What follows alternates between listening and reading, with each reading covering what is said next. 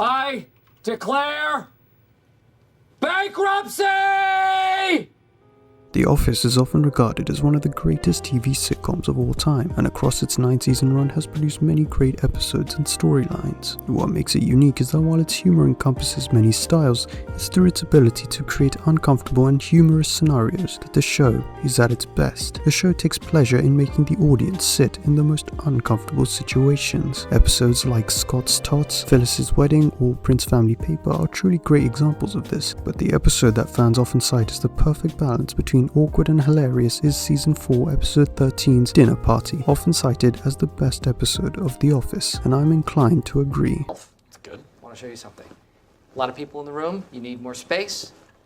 Voila, right into the wall. Wow.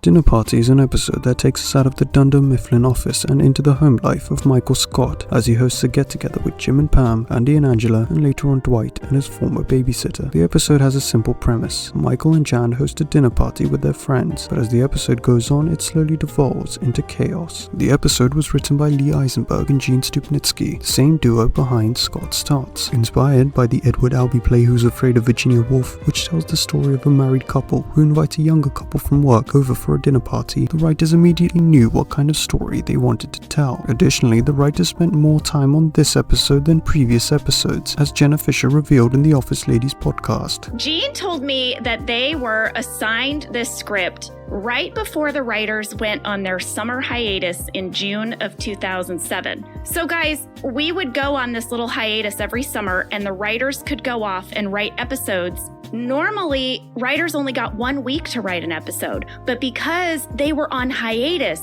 they had 3 weeks to work on this episode. But they said they couldn't put it down. They just kept adding details and details. They used their whole hiatus to write it. Despite receiving praise from showrunner Greg Daniels, who called the duo's script perfect, the network felt that the story was too dark and depressing. Greg pulled us into his office because we were getting notes from the network. And they said, hey, so we read the script. It's very funny. And Greg said, thank you. And they said, it's really dark. And Greg goes, yeah. And they go, just the thing about it is it's really dark. And Greg goes, yeah. And then he says, is there anything else? And they go, nope. And he goes, okay, great. Thanks, guys. Bye. And he hung up. And I was like, wow. Because it was just, they were basically saying to Greg, we can't shoot it like this. This is way too dark and depressing. And he was very polite. He said about 3 words. And then that was it. And then, Greg had so much power at that point with them and the show was successful enough. And I don't think if that was the pilot of the show that it would have passed. It certainly is a dark episode with Michael and Jan's relationship front and center. We slowly start to see the nature of the dysfunctional relationship and home life unfold as they give a tour of their home to Jim and Pam. For example, we the audience learn that Jan has taken Michael's whole bed, relegating Michael to a bench. She has also turned the other 2 bedrooms in Michael's house into her personal workspace and office. Furthermore, she's moved his Dundee Awards into a cabinet out of the way. There are other more subtle details in the episode that increase the discomfort for both the guests and the audience. It seems a considerable amount of thought was put into the appearance of the condo, with Michael later stating that he was in hell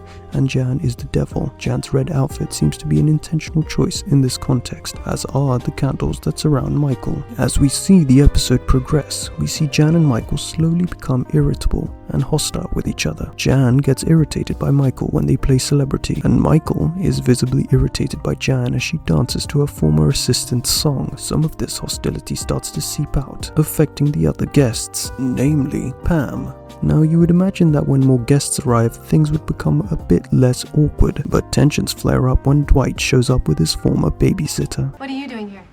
We came here to eat dinner and to party. This is a dinner party, right? In the argument that ensues, we can clearly see that Michael is trapped in a terrible relationship with Jan, and it's taking a toll on him. Jan is thoroughly miserable and cruel, and things heat up once again during dinner. This time it reaches its boiling point, resulting in shouting, plasma TVs being broken, police being called, and Michael spending the night at Dwight's house. When the episode originally aired, it was not very well liked, according to Paul Feig, the director of the episode. When this episode first aired, it was universally hated. But I remember because we were all celebrating. We were really happy with the episode.